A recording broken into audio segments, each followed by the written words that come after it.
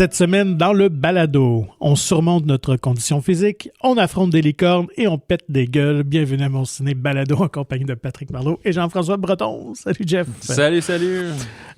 Écoute, je pense cette semaine qu'on a un menu 5 services qui nous est offert.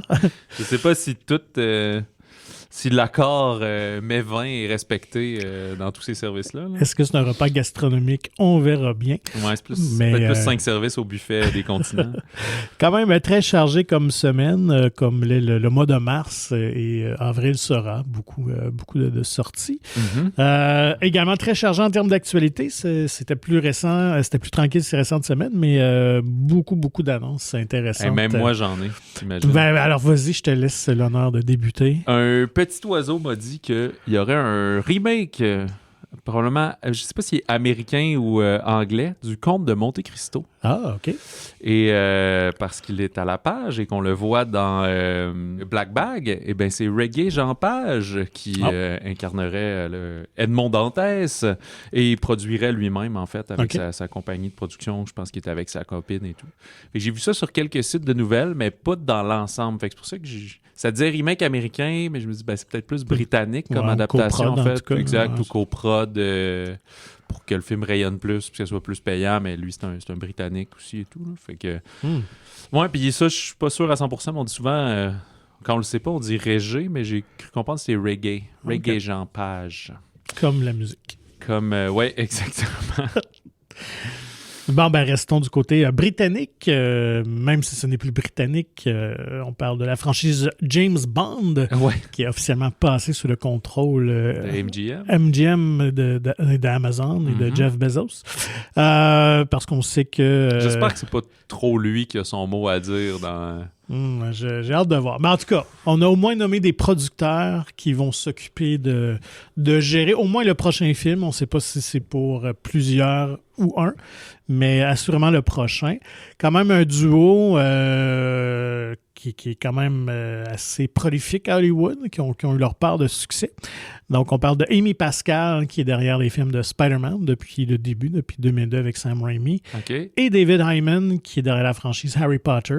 OK. Alors, fait qu'on aura le mix des deux. Je ne sais pas si les deux vont bien travailler ensemble. Ouais, je sais pas si ça veut dire quoi tout ça, là, si c'est bon ou mauvais. Ou... en tout cas, on jugera avec les résultats. Je pense que oui. Est-ce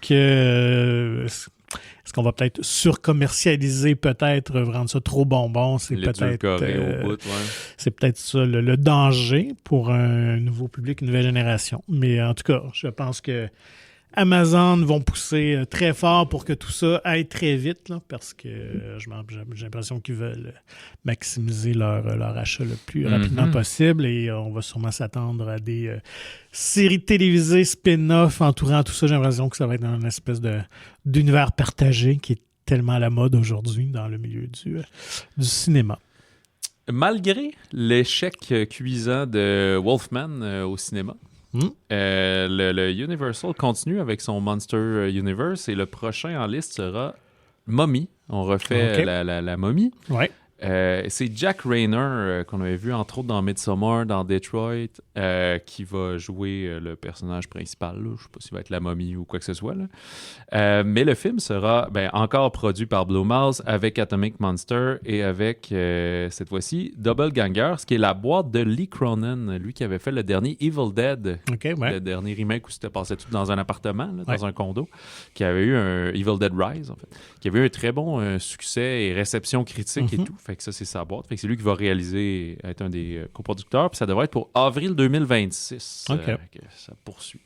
Fait que malgré les échecs, on se relève, on retrousse nos manches et on continue à faire les classiques. Mais ouais, on s'est écarté de... J'ai déjà oublié son nom, mais... lui qui vient de faire Wolfman. Lee Whannell. Oui, c'est ça, Lee Whannell, c'est ça. Après avoir louangé... Et là, de ce que je comprends, c'est qu'on L'homme invisible, va s'éloigner de l'incarnation de Mummy de Brendan Fraser. On n'est pas du tout dans l'Indiana Jones. Je croirais pas, mais j'en ai aucune idée. Mais ça m'étonnerait parce que, en tout cas, ça ressemblerait pas beaucoup à Blue Mouse et Atomic Monster. Non, mais écoute, peut-être que ça leur tente. Mais non, je crois qu'ils vont être plus dans le contemporain puis rendre ça terre à terre, un peu comme les autres ont fait. Là.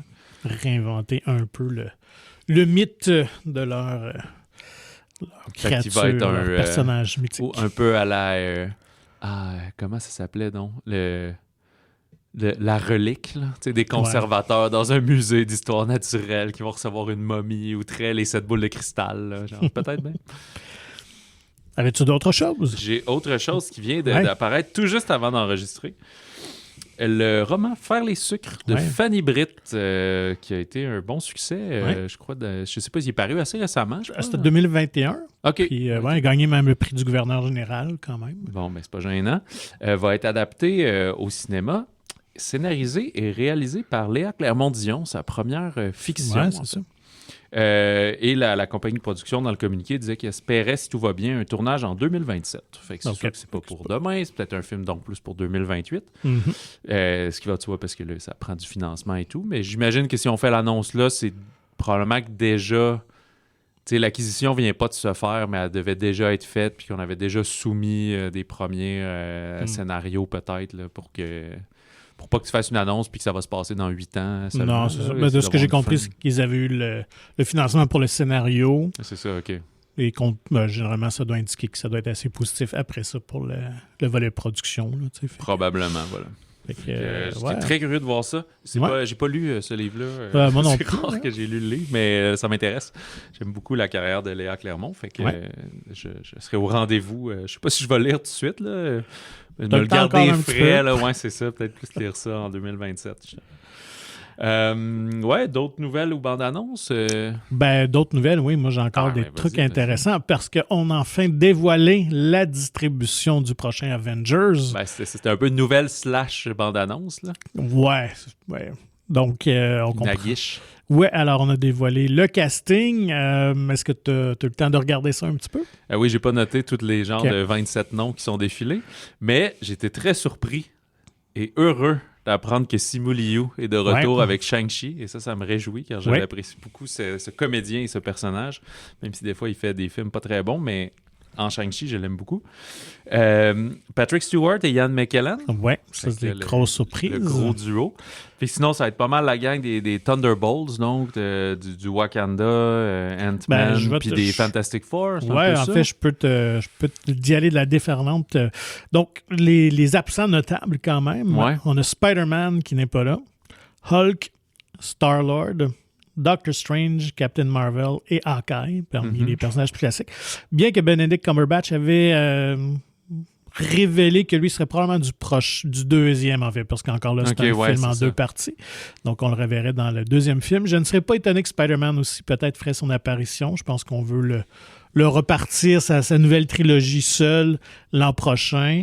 Puis après ça, peut-être l'intégrer parce que au prochain techniquement, film. Là, il est encore oublié de tous là, en ce moment. C'est là, ça. trop, sinon, qui sera présent? Donc, on a Thor, Loki, Captain America, The Falcon, les Fantastic Four, Thunderbolts, évidemment, Ant-Man, Shuri qui est maintenant Black Panther, Namor quand même, Shang-Chi, tu l'as mentionné, beaucoup d'X-Men, donc Xavier, Magneto, les incarnations, comme tu viens de dire, Beast qu'on avait vu dans The Marvels à la fin, dans le petit générique. Oui, OK. Cyclops, Mystique, mais la version X-Men de Bryan Singer, donc Rebecca... OK, c'était elle, ça. Ouais.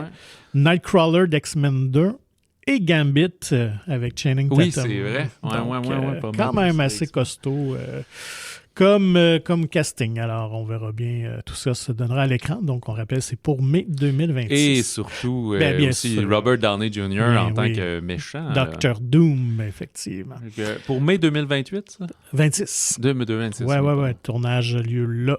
On commence ça dans les prochaines semaines. Sinon, quand même, c'est pas une ça va nouvelle sûrement durer 2h40. Ah, c'est sûr. Comme les autres, ils avaient fait ça aussi. Des bons 2h30, je pense. 2h30, 2h45, je pense. Grosse nouvelle qui touche pas nécessairement la production cinématographique, mais le milieu du cinéma. Une institution change d'endroit. Le Sundance Film Festival, qui a été une 40aine d'années à Park City, à Utah, va déménager en 2027 à Boulder, au Colorado. OK. Donc, ça faisait quelques années là, que je pense qu'ils avaient certaines tensions, ou en tout cas qu'il y avait cette idée-là de changer d'endroit. Alors, c'est officiellement signé et annoncé. Parce que le festival était trop gros pour la ville, un peu? Entre autres, je pense. pense. Je pense qu'il y a des incitatifs financiers qu'ils avaient perdus. Mais en même temps, depuis la pandémie, je pense qu'ils avaient certains problèmes financiers, d'achalandage aussi. Puis de ce que j'ai lu aussi, certains gens de l'industrie disent que ça n'a plus le cachet que ça avait dans les dernières années. On a signé moins de films là, qui ont marqué. Fait que... J'ai souvenir, et peut-être c'est erroné, mais quand j'étais plus jeune, il y avait un épisode de South Park dans la première saison ils organisaient leur festival de cinéma, puis là, il y avait juste trop de monde, puis il me semble qu'il y avait un clin d'œil à Robert Redford. Plus qu'un clin d'œil, il était jaloux, puis il voulait détruire le festival de South Park. Puis là, Mr. Hanky, le petit caca, il arrivait en disant « Ça va, il y a un problème, il y a trop de monde, fait que là, il y a trop de merde pour les égouts, puis tout, genre, trop de gens, trop de défécation. » Tout à fait. Que, OK, c'est ça, j'étais pas fou qu'il y avait... Je me souviens de l'épisode, mais j'étais plus sûr pour le clin d'œil à Sundance. C'est un épisode mémorable, donc Robert Redford faisait les frais de gang. Ouais, puis qu'on dit que finalement, le festival est trop gros pour la ville, il est devenu trop gros, puis... C'est beaucoup au milieu des années 90, justement, où ça a explosé, là, effectivement, là, où toute l'industrie se déplaçait là-bas pour tenter de dénicher la nouvelle perle rare du cinéma indépendant américain. Ouais, c'est ça. Puis ça a continué début 2000 avec Little Miss Sunshine et des choses de même. Là. Donc, fait que voilà pour Sundance. Sinon, dernière nouvelle... Cette année, avec 2 femmes en or. Oui, tout à fait. Ben oui, c'est vrai. Peut-être que ça va être... Je ne sais pas s'il était acquis pour les États-Unis, si quelqu'un a acheté les droits. On leur demandera quand on les rencontrera dans quelques semaines. Oui, ça serait intéressant de jaser leur expérience là-bas. Parlant de cinéma d'ici, c'est on a eu la liste des nommés pour les prix écran qui auront lieu le 1er juin.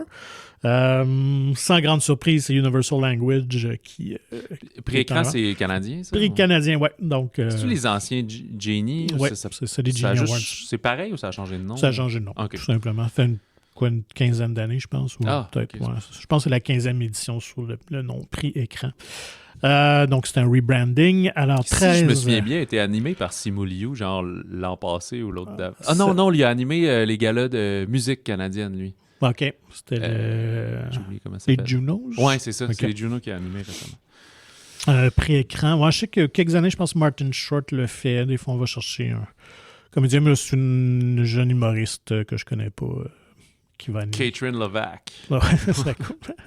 Donc, Universal Language en tête, 13 nominations. Deuxième de Shrouds avec 9. Ouais, qui sort plus tard. En avril. Mais j'ai hâte de voir est-ce que c'est juste des nominations un peu par dépit, parce que c'est Cronenberg, puis on lui donne tout le temps plein d'amour. Peut-être, là, mais tu sais. Parce que quand même, le film d'Atom Egoyan aussi a reçu quand même quelques puis qui a moins conquis le public. Ouais, c'est ça. Et même les critiques un peu. Du côté québécois, c'est les Rayons de Gamma qui sont en tête avec 4 nominations, dont film, réal, scénariste. On est complètement ailleurs de nos prix cinéma ici, parce que le deuxième, c'est La Fonte des Glaces. OK. Quand même avec 3, donc une nomination pour Christine Beaulieu comme meilleure actrice. Fait que voilà. Alors, les gagnants seront révélés le 1er juin dans ce cas-là. Bande-annonce, une grosse, en fait, pour certains amateurs de cinéma. Qui vient tout juste d'être diffusée. One Battle After Another de Paul Thomas Anderson. En fait, il y avait eu un petit teaser la semaine passée de 20 secondes disant que la bande-annonce sortirait ce vendredi. La nouvelle mode, là. Ouais, voilà, pour être sûr que tout le monde soit au rendez-vous. Le prochain, Paul Thomas Anderson... Puis, je me trompe, il avait annoncé sa retraite, puis finalement, il est sorti de sa retraite. Je mélange avec le comédien qui jouait beaucoup dans ses films. J'ai oublié tous mes noms ce matin. Qui a lui aussi, il a 3 noms, prénoms, là, qui full method acting dans There Will Be Blood, justement. Ah oui, Daniel Day-Lewis. C'est lui qui est à la retraite. J'ai mêlé les deux ensemble, puisqu'ils ont travaillé souvent ensemble.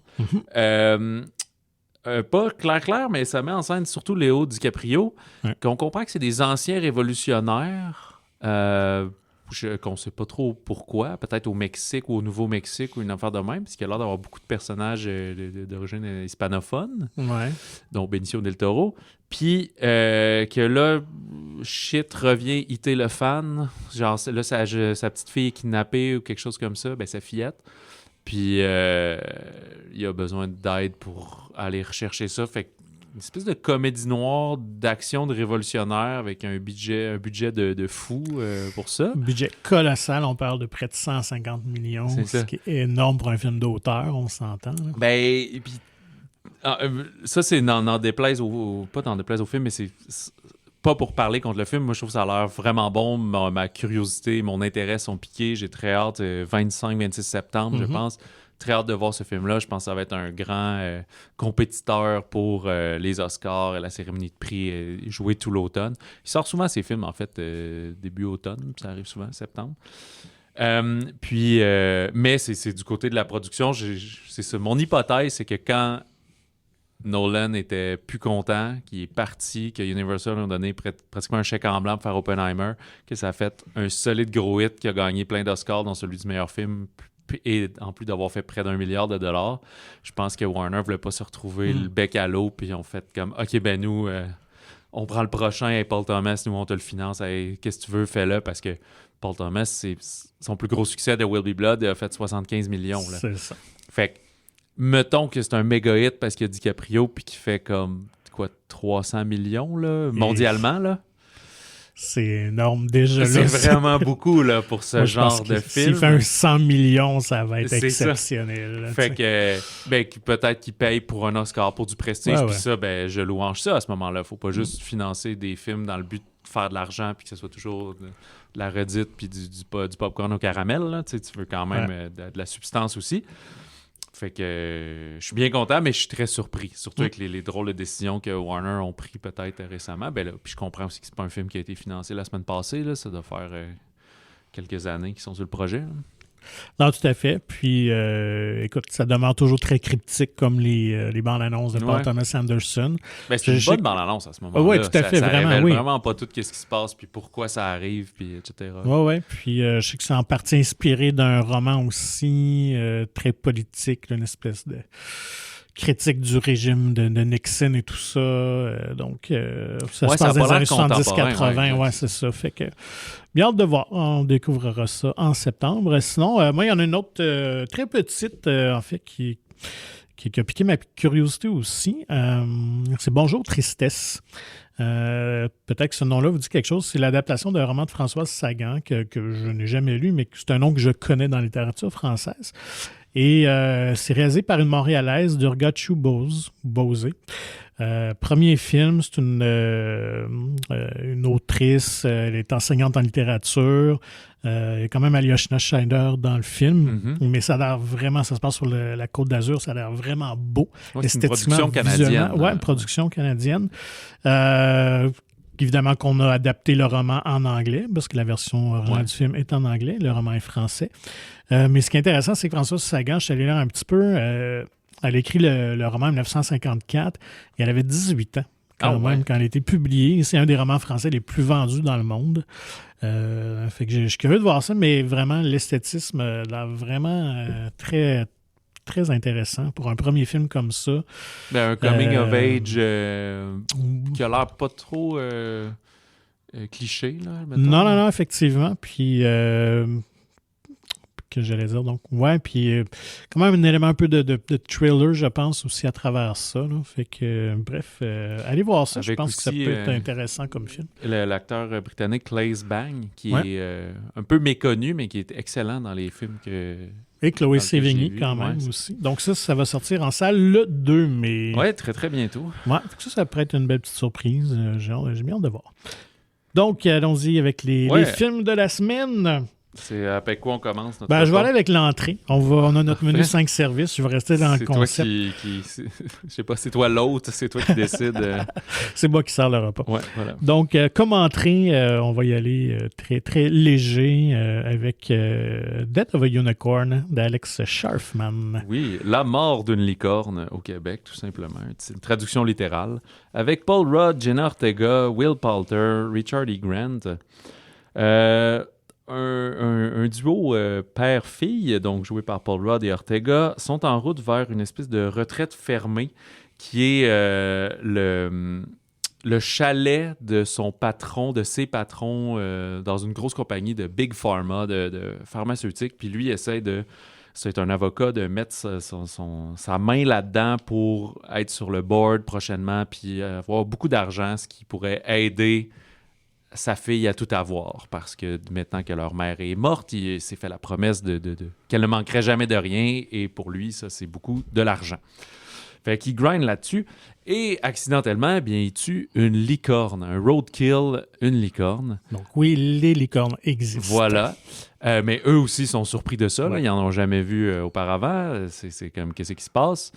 Et reçoivent un peu d'éclaboussure de sang en voulant l'achever parce que pauvre bête, elle souffre. Mettent ça dans le coffre de la valise et se dirigent quand même, poursuivre leur route pour se rendre au chalet. Mais finalement, quand la famille, donc les deux parents et le jeune, donc joué par Poulter, vont réaliser qu'ils ont frappé une licorne et tout ça, eux aussi ne sont pas au courant que ça existe, vont découvrir les propriétés un peu magiques de ce sang-là, le fait que les autres aient été éclaboussés, ça a guéri son acné, l'autre, ça a guéri sa myopie, etc. On va dire, ben là, il faut le milker, il faut aller chercher tout ce qu'on peut là-dedans, il faut analyser cette bête-là, puis parce que c'est de la pharmaceutique. Fait ouais, que il y a de l'argent à faire avec ça, là, on ne laissera pas ça de même. Tout ça pour le bien des gens et du monde, évidemment. Des gens riches aussi. Oui, voilà. Fait que là... Rod se retrouve un peu tiraillé là-dedans entre sa fille qui dit « J'ai l'impression qu'on devrait pas faire ça », mais lui qui est comme « Non, mais là, je veux pas perdre ma place auprès d'eux parce qu'il y a beaucoup d'argent à faire avec ça. » Et finalement, tranquillement aussi, on dirait que la nature va se mettre contre eux et peut-être qu'ils ne devraient pas jouer avec cette licorne morte parce que peut-être que d'autres licornes chercheraient à se venger. Alors, c'est une comédie noire d'horreur. Fait que, on alterne entre les personnages colorés, les scènes humoristiques et aussi un peu de jumpscare et de mort. Beaucoup par empalement de cornes. C'est assez graphique. Faut que vous soyez avertis si jamais vous pensez amener peut-être des pré-ados. C'est un 13 ans et plus. Oui, c'est ça. Je peux mériter, honnêtement. Là. Je pensais pas que ça irait aussi loin graphiquement. Mais écoute, moi, j'ai vraiment aimé la prémisse, c'est vraiment original. Je trouve ça le fun. Peut-être que le résultat final est peut-être pas complètement à la hauteur de l'idée loufoque qu'on nous soumet là. On sent que c'est très inspiré de Jurassic Park de Steven Spielberg. Ouais, il y a un moment, c'est ça, là, tant dans la structure que dans le visuel. C'est ça, dans le bois avec des licornes autour d'eux, on créerait les petits raptors. Même Grant qui est habillé, il a l'air de... Je ne sais pas le nom du comédien, mais lui qui fait Paul, là, le garde-chasse, son petit chapeau tout en beige avec ses shorts, il a l'air habillé pareil. Fait que clairement, ça doit être une inspiration pour Alex Sharfman. Là, a-tu écrit aussi le film? Oui, qui a aussi scénarisé. Fait que ça doit être un enfant de Jurassic Park et Jurassic World et tout. On est dans le très léger ici. J'ai apprécié aussi les personnages très colorés, dont Will Poulter. Je pense que c'est lui je pense qu'il vole un peu la vedette parce qu'il est en cette espèce de... L'enfant adulte, mais l'enfant des riches. Là, l'héritier un peu de genre fin vingtaine, début trentaine, insupportable, très égocentrique, égoïste. Qui aime les shorts. Toujours en short, qui est toujours de mauvais goût comparé aux autres. Fait que je trouve qu'il est bien défini, ce personnage. Tout à fait. Donc, à voir si vous aimez les trucs urgents. Puis c'est une production A24. Je pense que c'était complètement financé par eux. Donc déjà là, ça va vous donner un petit peu le ton un peu décalé de ce film-là. Allez-y ensuite avec The Woman in the Yard de Jaume Collet-Serra. Ouais, plus traditionnel dans l'horreur ici, La femme dans le jardin. Avec Danielle Deadwyler, qu'on avait vu dans Till ou Emmett Till, qui a fait beaucoup de films qui sont allés directement, qui ont été acquis, qui sont allés directement sur Netflix, qu'on l'a pas vu beaucoup au cinéma. C'est une jeune veuve qui va tenter de protéger ses... On dit toujours jeune veuve, mais une veuve, là, début quarantaine, là, qui tente de protéger ses deux enfants d'une espèce de mystérieuse vieille madame, tout habillée d'un voile en noir, qui apparaît assise dans une chaise très gothique au bout de leur cour, de leur jardin, une espèce de grande fermette qu'ils sont en train de rénover. Fait qu'on va comprendre que le père est mort récemment d'un accident de voiture qui a impliqué la mère aussi. Elle est blessée, mais survivante. Que tout le monde a de la misère à se remettre de son absence. Et au fait, est-ce qu'ils veulent être encore dans cette maison-là, puisque c'était beaucoup le projet du père de rénover la fermette. Fait que cette dame-là, très mystérieuse, qui parle pas, qui reste assise, mais tranquillement qui s'approche de la maison, qui a l'air à jouer beaucoup dans le jeu des ombres, va avoir une forme d'emprise sur elle. Et là, la vérité va ressurgir de toutes ces choses-là. c'est pas un gros spoiler, mais tu sais, on est beaucoup dans les métaphores de la mort, du deuil, et surtout de la dépression et de ces choses-là. Ouais. Il y a un double sens, c'est pas un slasher avec juste quelqu'un qui veut les tuer, il y a un double sens à tout ça dans ce huis clos-là. Et je sais pas comment on dit, Jaume Romé Collet Serra est un réalisateur de métier qui a fait une douzaine de films, certains. Il y en a encore d'autres en tournage et à sortir. Un de ses plus connus dans l'horreur, de Shallows, avec Blake Lively. Moi, j'avais beaucoup aimé. Oui, vraiment un bon suspense. Le requin qui tourne autour de la bouée nautique. Orphan, House of Wax, mais aussi des plus grosses productions, Jungle Cruise, Black Adam, qui avait été un échec pour différentes raisons.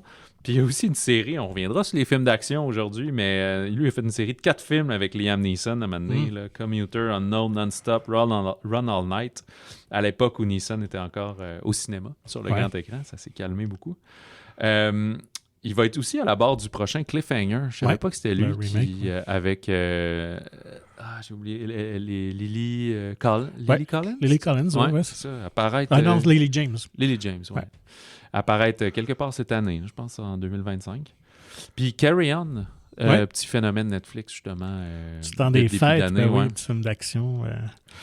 Fait que, j'ai parlé beaucoup de Collet Serra, mais parce que c'est vraiment un réalisateur efficace pour cette mise en scène-là. Je dois dire que je m'attendais au pire avec le film. Moi, je n'étais pas du tout vendu par la mise en marché, la bande-annonce et tout. Qui est trompeuse, il faut le dire, la bande-annonce. C'est pas tout à fait le film. Ça laisse penser beaucoup, là. C'est ça, je sais pas, qu'il va y avoir des kills puis tout. Mais tu sais, amateur de films d'horreur, vous savez que s'il y a un huis clos de 3 personnages... le death kill va pas être super élevé au bout du film. Là. En fait, on est vraiment plus dans le thriller psychologique que le film d'horreur. Ouais, c'est ça que la bande-annonce laisse peut-être présager un peu si c'est un phénomène surnaturel. Mais on n'est pas tout à fait là. Puis on n'est pas loin d'un A24 non plus. Là, pour tous ces films-là qu'on avait il y a 7-8 ans. Là, fait que moi, à ce niveau-là, ça m'a surpris, agréablement surpris. Je pense que le film est différent à quoi je m'attendais, un peu comme toi aussi d'ailleurs. J'étais peut-être avec des idées un peu préconçues, mais finalement, je trouve qu'il y a vraiment une matière intéressante. Encore là, je pense que c'est pas complètement abouti, mais il y a de bonnes idées. Collet Serra, c'est quand même bien réalisé. Ouais, visuellement, c'est super intéressant le film. Puis le début du film, il est super efficace. Là. Ouais. C'est un film qui est très court, là, à peine 90 minutes.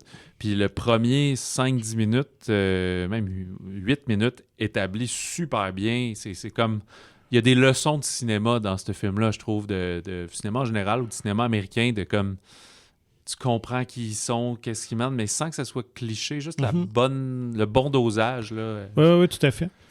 Mais il faut juste savoir qu'est-ce que vous allez voir.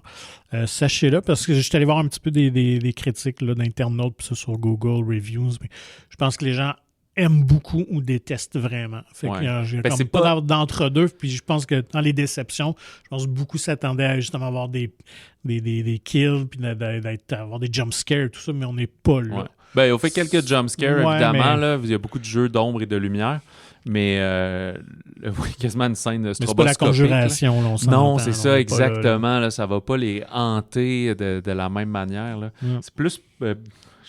c'est un peu un enfant de Babadook, là, ce film-là. Plus dans cette veine-là. Ouais. Mais avec un petit peu plus de moyens financiers puis une image un peu plus léchée. Là. Mais il y a de quoi de plus artistique que ce que la promotion veut démontrer. Mais je comprends pourquoi ils font ça. Ils veulent attirer les jeunes ados puis aller voir un film de peur. Mais à la limite, peut-être que vous trouverez plus votre plaisir avec Death of a Unicorn dans ce cas-là. Qui va pas nécessairement vous faire peur, mais qui va être plus percutant, beaucoup plus morbide comme film. Vraiment, oui, tout à fait. Allons du côté de la France pour la continuation de ce repas. Ou, une dernière affaire. Peut-être Men aussi, de Alex Garland, qui avait ce côté-là d'être pourchassé, un peu du weird. Là. On est plus dans ces veines-là du double niveau. D'horreur psychologique. Voilà. Tout à fait. T'es allé où, excuse-moi? Oui, du côté de la France, pour nos 2 prochains mets de notre service. Allons-y donc avec Dans la peau de Cyrano de Jennifer Devolder. Avec un non-acteur ou disons une première première percée au cinéma, Joachim Arséguel ou Joachim, on ne sait jamais. Ouais, c'est Joachim. Joachim. Et José Garcia, quand même un habitué du cinéma, Horatica aussi. Colin, un jeune bègue, va faire sa rentrée dans un nouveau collège. Mais écoute, c'est pas facile de passer du monde de l'enfance à celui des grands. Là. C'est l'équivalent à peu près du primaire au secondaire. Surtout quand on est différent. Le fait d'être bègue, ben, c'est une belle cible pour le bullying. Mais il va avoir une rencontre déterminante avec son professeur de théâtre, donc joué par José Garcia, qui va être une forme de figure paternelle et bienveillante qui va le guider dans un nouvel essor, un peu comme une nouvelle naissance à travers le théâtre, qui va l'aider à s'émanciper et peut-être vaincre son bégaiement. Et ça va être par l'entremise de la pièce Cyrano de Bergerac, et lui va interpréter le rôle de Cyrano, donc d'où la raison de ce titre-là. Oui, puis qui est encore plus surprenant parce que comment un bègue peut avoir le rôle principal d'une pièce de théâtre, voilà. Et avec des vers aussi pointus et précis comme ça. Voilà. Le film s'appelait en France Le Panache, qui a été renommé ici, qui fait plus de sens. Mais c'est toi le spécialiste de ce film-là, parce que j'ai pas eu la chance de le voir. Toi, tu l'avais vu il y a quelques semaines. Donc, tu le mentionnes, ce qui est très drôle, c'est que le film est une adaptation d'une pièce de théâtre, d'un one-man show. Ouais, c'est ça. C'était une seule personne qui faisait tous les 4 personnages. rôles. Ben, en fait, il y a 4 personnages sur scène qui s'appelaient Dans la peau de Cyrano. Fait que c'est vraiment le film qu'on a. Ouais, c'est ça. Écoute, moi, je dois avouer, j'ai vraiment bien aimé ça. J'avais pas d'attente. C'est peut-être ça la meilleure façon, des fois, d'approcher des films. Pourtant, j'aime aussi les récits d'apprentissage. Fait que déjà, c'est un créneau qui m'intéresse beaucoup, le cinéma. Ça réinvente pas la roue, mais c'est vraiment fait avec référence pour le genre. D'ailleurs, Jennifer de Volder, que j'ai eu l'occasion de rencontrer. Donc, il va y avoir un petit papier avec un entrevue avec elle qui était une grande fan. Donc, évidemment, elle a grandi dans les années 80-90 avec ce genre de film-là. Donc, une lettre d'amour à Dead Poets Society, beaucoup. Évidemment, on peut faire le lien entre le personnage de José Garcia et celui de Robin Williams, un personnage, un professeur un peu atypique qui va bouleverser un peu les conventions là, d'un collège un peu stiff, conservateur. Mais comme je dis, c'est bien écrit, c'est bien joué, c'est très touchant, attendrissant. Et ça vient beaucoup du comédien, en fait, du non-comédien de Joachim Arséguel, qui a eu le rôle par un casting sauvage. En fait, la réalisatrice voulait vraiment embaucher quelqu'un qui souffre de bégaiement. Donc, ça rajoute d'ailleurs au film, parce que j'ai su cette information-là après. Donc, c'est encore plus remarquable. Donc, tout de suite, pour cette personne-là, cet ado-là, elle a un coup de cœur. Donc, ils ont travaillé beaucoup en amont du tournage pour le préparer. Et ça donne, c'est ça, justement, une espèce d'élan naturel à tout ça. Je trouve qu'on évite les clichés. Les jeunes ont une belle chimie entre eux. Donc, si vous voulez passer un bon moment avec vos ados, pré-ados, c'est vraiment un très beau film à leur faire découvrir, je pense. D'ailleurs, je pense qu'il y a une belle réception de ce public-là parce que le film vient de remporter tout récemment 2 prix dans des festivals ici au Québec. Oui, à Québec et à Montréal, les festivals de films familiaux. Oui, Festival Cinéma Famille de Québec et le Festival pour films pour enfants à Montréal. Donc, dans les 2 cas, remporté le prix du meilleur film. Oui, moi, j'ai quelque chose que je recommande chaleureusement et c'est vraiment, moi, mon coup de cœur de la semaine. Ben, écoute, je vais me faire un devoir de l'écouter d'ici la semaine prochaine. C'est ça. J'ai eu les échos aussi de nos collègues qui ont eu la chance de le voir. Sont vraiment très bons. Puis même de gens que d'habitude, ils n'aiment pas nécessairement ce genre de film-là. Là où j'ai vu des critiques plus négatives, c'est que je pense qu'on... Je sais pas comment le dire exactement, mais tu sais, c'est ce qu'on disait avant d'enregistrer, c'est que le film n'a pas besoin toujours de réinventer la roue si une partie de son public est aussi des gens qui l'ont jamais vu, Société des poètes disparus ou les autres. Fait que oui, il y a une forme de formule qui revient du professeur atypique, mais qui va réussir à gagner le cœur des élèves, puis lui, que ça va... Mais c'est un récit inspirant qu'on veut vivre, qu'on veut transmettre à nos enfants pour leur apprendre une forme de persévérance puis de positivisme à travers tout ça, et d'espoir. Fait que c'est correct que ça, tant qu'on refait bien les choses, puis comme t'en témoignes, c'est que celui-là, il est vraiment bien fait. Fait que ils n'ont pas coupé coin rond, tu sais. Fait qu'après, de dire que c'est pas grand-chose parce qu'on a déjà vu ce genre d'histoire-là, je trouve que c'est pas juste pour le film. Ah, tout à fait. Je trouve que ça va être un peu dur, honnêtement. Surtout un film qui se veut, c'est juste donner... de la bonté ou qui se veut juste bienveillant envers les jeunes, puis leur montrer que c'est correct d'accepter un peu la différence et de surmonter aussi un peu ces problèmes-là, ces conditions des fois-là qui pourraient nous empêcher ou nous créer des barrières, mais finalement qu'on peut réussir à les surmonter. Fait que bref, dans la peau de Cyrano, très très bien, film de récit d'apprentissage à voir. Voilà. Allons dans un tout autre registre. Moins pour vos ados. Oui, tout à fait. Miséricorde d'Alain Guiraudy. Oui, j'ai oublié de noter un énième film pour M. Guiraudy. On va suivre un jeune homme qui est de passage, de retour dans son village d'enfance pour les funérailles du père d'un ami d'enfance, donc. Mais sa venue va un peu semer le trouble dans le petit village. Ils sont dans les Cévennes parce qu'il va décider de prolonger son séjour. La mère, donc la veuve, la mère de son ami, va l'inviter à rester. « Ah, tu peux dormir ici et tout. » Mais là, il va se rendre compte que ça fait pas vraiment le bonheur des gens autour.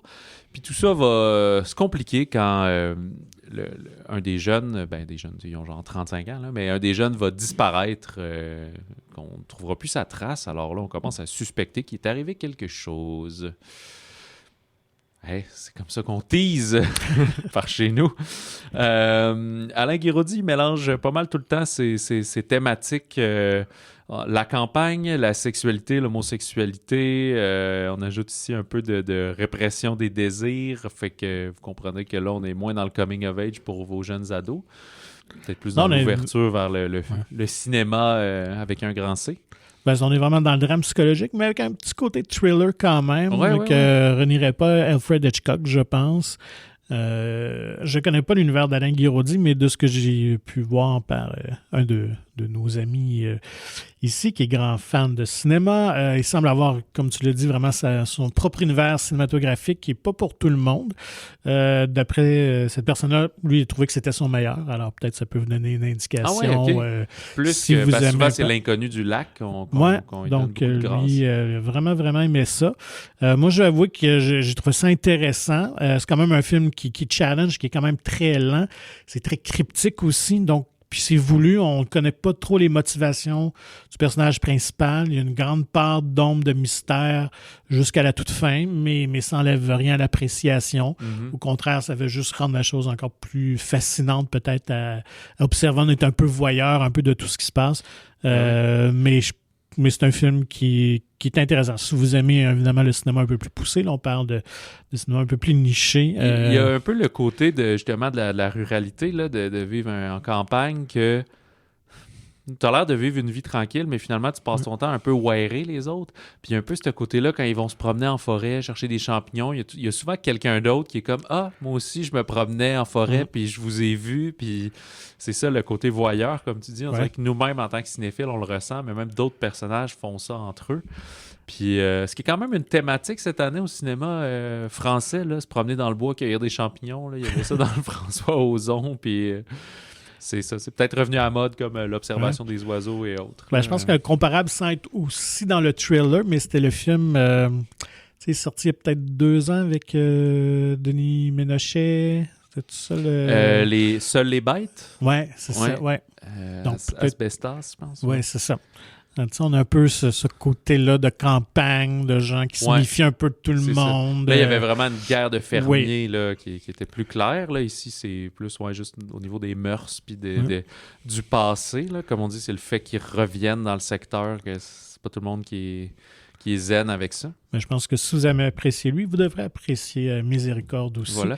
Il y avait une bonne quantité de nominations au dernier César. Je m'en allais là, justement. Ça a été le grand perdant des Césars, finalement. Oui, il n'a rien remporté. Parce qu'il y avait 8 nominations quand même. Fait que c'était un des plus nommés, mais récolte aucune statuette. Avec Félix Kissel, que je me souviens pas dans quoi d'autre on l'a vu. En fait, c'est son premier rôle au cinéma. Ah, bon. Donc, il a joué dans quelques séries là-bas en France. Donc, un visage un peu connu, mais c'est vraiment son premier grand rôle. Et il est vraiment fascinant à observer. Tout à fait, oui. Il est vraiment... C'est un personnage, pas son faciès nécessairement, mais de la manière qu'il qui hante l'écran. Ouais. Il est vraiment captivant. Tu sais. D'ailleurs, le réalisateur disait, quand il l'a casté, il disait il pouvait être autant l'ange que le démon. Ah, voilà. Et je pense que c'est bien dit, effectivement. Voilà. Catherine Fro, qui est probablement le nom le plus connu du tournage. David Ayala, qu'on a vu récemment dans Berger, dans L'Amour ouf, dans Kaamelott. Fait qu'il y a un genre de character actor, comme on dit. Ouais. C'est ça. Allons-y pour le dessert, donc. Parce que là, on a la panse pleine. Alors, on va aller dans le léger. Un petit dessert très léger. Très léger, je sais pas. Moi je pense que c'est un gros banana split. Ouais, c'est vrai. On n'est pas dans la subtilité. A Working Man de David Ayer. Oui, la parole d'un homme au Québec avec Jason Statham. Je sais pas s'il y a un surnom, le Stataminator, je sais pas, Staminator, Stamina. Jason Statham, David Harbour, Michael Peña, Jason Fleming, pas mal, une couple de madame, mais beaucoup des mecs. Statham joue un ouvrier de la construction qui est un ex-soldat dans les forces spéciales britanniques. Oui, ça existe, les Royal Marines, qui travaillent souvent de pair avec les Américains. Fait que, parce que Statham, même s'il joue aux États-Unis, souvent, il est toujours un Britannique, il ne cache pas son accent. Ouais. Il va devoir sauver la fille de son patron qui est comme joué par Peña, qui est une grande famille d'Hispano-Américains qui font toute la famille, puis qui l'ont vraiment pris sous son aile. Lui, quand il est revenu un peu PTSD de la guerre, ils ont donné un job, il s'occupe de lui. Fait qu'il dit, bon, ben, j'y ai fait une promesse, je vais aller la sauver. Elle qui a été enlevée parce qu'il semble être un réseau de trafiquants de personnes et de crimes sexuels, etc. La fille qui a, mettons, 20 ans, là, est en train d'être à l'université, la première session de fac. Non, l'université, oui, c'est américain. Puis lui, il se sent très touché de ça parce qu'il a lui-même aussi une petite fille, plus gamine, qui était beaucoup en difficulté à obtenir la garde par rapport à son beau-père suite au décès de sa femme. Fait qu'il est très touché de ça, il rentre là-dedans, mais il se met le doigt dans l'engrenage, parce que finalement, ben, il y a ça, mais il y a de la mafia russe, de la drogue, il y a plein d'affaires. Fait qu'il va casser des gueules jusqu'à temps qu'il trouve la fille. C'est ça, qu'il save the day. Ben, pas get the chick, ça, parce que sinon il couche pas avec, là, vraiment, c'est la fille de ses amis. C'est basé sur un roman de 2014 qui s'appelait Leaven's Trade, parce que Leven est le nom du personnage, par Chuck Dixon, qui c'est le premier d'une série de 10 ou 11 romans. C'est 11 romans, mais il y en a un qui était genre exclusif à Kindle ou des affaires comme ça. Là, fait que c'est un peu c'est pas du roman de gare, mais du roman d'action. Puis c'est drôle, ils sont sur Goodreads, comme tous les livres. Ouais. Puis ils sont extrêmement bien cotés, mais ils ont genre 35-40 reviews. Parce que je pense que le public de ces livres-là n'est pas un public qui utilise beaucoup Goodreads puis met des critiques sur ces affaires. Là. C'est du post-Tom Clancy et autres, là, genre de livres d'action. Puis on est peut-être dans le style Jack Reacher un peu, là, j'ai l'impression. Ouais, c'est ça, exact. Là, en décrivant une espèce d'homme impossible là, qui est d'action et tout, là, même s'il y a ses difficultés. Ce qui est cool ici, là, c'est que c'est une bonne gang de mecs d'action. Parce que David Ayer et Statham ont collaboré il y a 1 an avec The Beekeeper, qui a été un gros succès au cinéma et qui a annoncé qu'il allait avoir un Beekeeper 2. Fait que j'imagine que ça va s'en venir à un moment donné. A Working Man ici, ben, cette adaptation-là est coécrite par Ayer et Sylvester Stallone, donc le Sly lui-même. Qui est aussi un des producteurs du film. Producteur, donc Balboa Production. Aussi Falcon Punch, j'oublie comment s'appelle la compagnie de Statham. David Ayer aussi. Fait que tout ce beau monde-là avec MGM. Fait que c'est...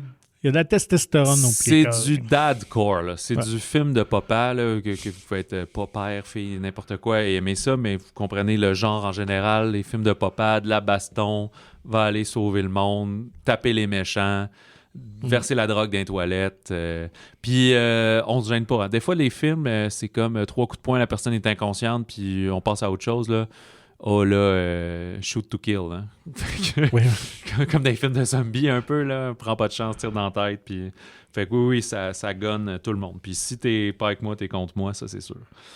Et il y avait aussi travaillé ensemble tout ce beau monde-là. Homefront, en 2013, je crois que c'était aussi réalisé par Ayer, scénarisé par Stallone. Puis, je suis plus sûr que c'est Ayer qui a réalisé. Non, je pense pas que c'est lui qui avait réalisé. Mais c'est Stallone qui avait écrit, puis Statham qui jouait dedans. Les deux ont joué ensemble dans tous les Expendables. Ouais. Fait que ça a l'air d'un bon duo. On dirait que Stallone aime que Statham reprenne ce flambeau-là. Ben, c'est son digne héritier, c'est certain. Puis, à la différence, ce que j'aime bien... moi, j'aime beaucoup Statham. J'ai comme grandi avec lui. Ben, mais tu sais, quand j'étais jeune, j'étais plus Schwarzenegger, comme Félix Rose. Tu sais aussi qu'il aimait bien. Que Stallone, j'aimais mieux les films de Schwarz. Puis... j'étais pas tant Van Damme, toutes ces affaires-là, mais Statham, on l'a vu apparaître dans Lock, Stock, dans Snatch, qui était pas exactement le même genre de rôle, mais on aimait bien sa bonhomie là-dedans. Puis là, quand il a commencé à faire les transporters et ces trucs-là, on a embarqué là-dedans The One et tous ces trucs-là. Mais tu sais, lui, il a toujours, c'est drôle, mais assumé son poil. Il a son chest velu. Il est devenu extrêmement musclé, à m'amener à certains points extrêmement ripped. Puis, mais tu vois, il se met moins en scène dans ce film-là. Sauf Aaron, on le voit jamais nu ou en chest, alors que Stallone puis Schwarzenegger aussi ont leurs heures. C'était en camisole, c'était huilé à fond.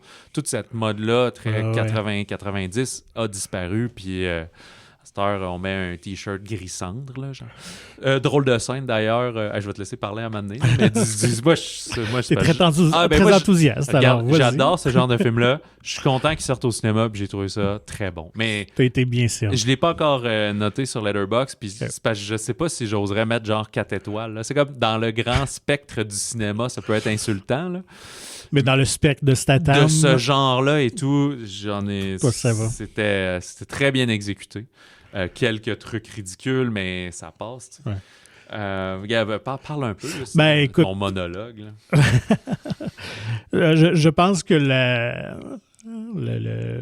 la vision de Stallone est très sentie dans ce scénario-là, parce que par moments, je revoyais certains des films de Stallone, Cobra, je revoyais Over the Top, entre autres, qui a aussi scénarisé avec justement ce père-là, avec son enfant, relation tendue. La mère était décédée, puis son beau-père veut pas qu'il voit sa fille. Là, dans Over the Top, c'était son garçon. Mais lui, il est un père parfait, là, dans le fond. Ben, en tout cas, là-dedans, un peu, tu sais. Ouais, mais tu sais, je pense qu'il accepte ce qui s'est passé, tu sais, qu'il souffre de ça, mais lui, il veut juste, en fait, il a un cœur pur, en fait, là. Fait que, tu sais, il veut juste avoir la chance d'être avec sa fille puis partager. Mais tout le monde veut le provoquer en disant, genre, toi, t'es PTSD, tu t'es jamais fait soigner depuis la guerre. Fait que, tu sais, j'ai envie de me frapper, frappe-moi donc, je sais que si tu me frappes, tu vas perdre la garde, c'est sûr. Puis dans le fond, il le fait jamais, tu sais. Ben, sauf au moment, il va battre tout le monde, mais tu sais, son beau-père puis tout. Fait que t'es comme... Ben, vous le provoquez tout le temps, mais il garde toujours son sang-froid. Fait que c'est quoi le problème au final? Il n'y en a pas de PTSD, tu sais, où il est guéri de ça. Je sais pas s'il a consulté. Fait que, tu sais, c'est pour ça, on va y écrire des failles, mais on va jamais montrer qu'il y a des failles. Non, c'est ça. On voit qu'il est très apprécié parce que tout le monde lui amène des lunchs et des trucs de même. Fait que non, tu sais, fait que c'est très surligné là, au gros marqueur noir, le scénario. Là. On n'est pas dans la subtilité. Puis Stallone n'a jamais fait dans la subtilité d'ailleurs, mais c'est ça. Mais j'ai passé un bon moment. C'est ce que c'est bien fait. C'est pour le genre. Puis, j'étais quand même un peu surpris, effectivement, donc de voir Leven Cade, là, qui est le héros de cette série-là. Tu l'as dit, il est écrit par Chuck Dixon. C'est un nom que je connais, Chuck Dixon. Il a fait beaucoup de BD. Effectivement, c'est un scénariste Comics, et de Marvel les aussi. Deux, okay. Ouais, mais beaucoup du Batman. En fait, à l'époque où je collectionnais les comics, où j'en lisais beaucoup, c'était le scénariste de Batman. Et c'est lui qui est derrière, il est le co-créateur de Bane. Et entre autres de la série Nightfall ou Nightfall. OK, je me avec Nightwing. Mais Nightwing, ça, c'est le bonhomme. Ça, c'est le personnage. Nightfall, c'était une série, une mini-série, un événement, disons ça. Un storyline dans Batman où Bane brisait le dos de Batman. Ah, ce qui a été utilisé dans le troisième de Nolan. Ouais, donc pendant une année, Bruce Wayne n'était plus Batman. C'était justement Nightwing Robin qui avait pris la cape et tout ça. Donc, bref. C'est que dans... Dark Knight Rises, c'est 2 semaines à peu près, puis il est rétabli. Là. Ouais. Donc, quand même, un grand nom. C'est ça, de la scénarisation du comic book. Fait que je savais même pas que c'était recyclé en tant que romancier. Et puis, il n'a pas chômé. 11, j'ai pas regardé les années, mais ça doit être un par année. J'ai l'impression. C'est Michael Peña, David Harbour, ne servent pas trop. Harbour, il Puis à peine là, ça semble vraiment qu'on les a amenés, surtout Harbour, puis même Jason Fleming, pour une éventuelle suite. Je pense que si l'argent est là, si le public est au rendez-vous, on va avoir quelques suites du personnage de Leven. Puis je me demandais des fois, j'étais comme, ils sont un peu... Tu sais, pour un acteur, ça doit être... Je sais pas si c'est si intéressant de dire « Hey, veux-tu venir faire 3 jours de tournage, mais s'il y a une suite, on va te donner plus d'importance. » puis tout. Mais Peña et Harbour étaient dans End of Watch aussi, de David Ayer en 2012. Fait qu'à un moment donné, je pense que c'est des relations comme ça, un coup de fil. Oui, c'était le fun, parfait. Puis s'il y en a d'autres, il y en aura d'autres, puis etc. Parce que Peña, il est le père... pas endeuillé, mais qui s'inquiète pour sa fille, mais il trempe pas dans l'action et tout. On le voit dans 2 scènes. Là. Une sur le chantier, une à la maison, puis c'est tout. Là. Statham, là, c'est de l'argent en tabarnouche. On oublie ça. Déjà, c'est sûr qu'il a trempé dans 3 Fast and Furious, dont le spin-off Hobbs et Shaw et tout. Lui, là, il représente... excuse-moi, c'est son 48e film. OK, quand même. Puis il y en a d'autres en tournage puis qui vont sortir prochainement. Là. Il a rapporté aux États-Unis à date 2,45 milliards de dollars, puis worldwide 8,48. Les films dans lesquels il apparaît, puis même au niveau des Fast and Furious, je regardais dans la liste, puis ceux qui sont juste en caméo à la fin, ils les mettent même pas dedans. Là. Vraiment, il est au billing, là, les 2 plus le spin-off. Fait que c'est une moyenne quand même de 55 millions par sortie aux États-Unis. Fait que les Fast and Furious font beaucoup plus, puis le premier de Meg, puis une couple d'affaires comme ça, puis des fois ses premiers films aussi, il y a eu du 20 millions. Là. Snatch, c'est un classique, mais ça n'a pas fait d'argent. Non, c'était pas le... En plus, c'était comédie noire britannique et tout, ça a fait une quinzaine, 20 millions peut-être. Là. Non, mais je pense que dans les années 2000, c'était probablement le roi de la location DVD là, dans ce créneau-là. Ouais, fait que c'est le fun de voir que lui arrive à revenir au cinéma avec ça. Il y a une demande pour ça. Tu sais, Beekeeper, ça a fait 66 millions aux États, 162 dans le monde. C'est pas astronomique, mais pour un film qui était sorti genre le 10 ou 15 janvier, qui est d'habitude du dumping, on s'attend à rien, ça a été un petit succès surprise. Fait que je pense que on essaye de capitaliser là-dessus avec Working Man en sortant un petit peu plus grosse période et tout. Je sais pas, j'ai pas regardé les pronostics de son premier week-end. Je pense que c'est plus dans du 15-20 millions. Là, je crois pas. Ça, mais ce qui pourrait peut-être le placer numéro 1, dépendamment de la drop que Blanche-Neige va subir ou pas. Là. Fait que très excitant. On saura lundi qui sera numéro 1. Mais bref, c'est pas un grand film, mais ça livre ses promesses, puis c'est violent, puis il tue du monde à coups de gun. Puis ça va être Levan Cade qui va chercher Blanche-Neige, qui essaie de la trouver. Ça là, on n'aurait pas aimé ça. Hein? Puis c'est drôle parce que là, c'est Levan's Trade, parce que là, l'échange, puis le trafic, puis toutes les 11, c'est Leven, '(S) quelque chose. Levan's et l'action du film ou un parallèle, du livre, etc. Je sais pas si on va se rendre à 11 films. Ça serait très surprenant. Ça serait surprenant. Puis, tu sais, le budget est à l'écran aussi, quand même, je trouve. Ouais, quand même, la production, là, ça a dû coûter une 40aine de millions, sûrement. Est-ce qu'il nous reste quelque chose? Mentionner le conte musical « Finalement » de Claude Lelouch, qu'on n'a pas eu l'occasion de voir, avec Kad Merad et Michel Bougina, entre autres.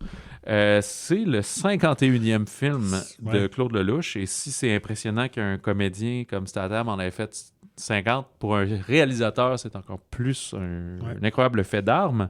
Parce que il doit être pas loin de dans 80. Dans 80, je pense. C'est ça.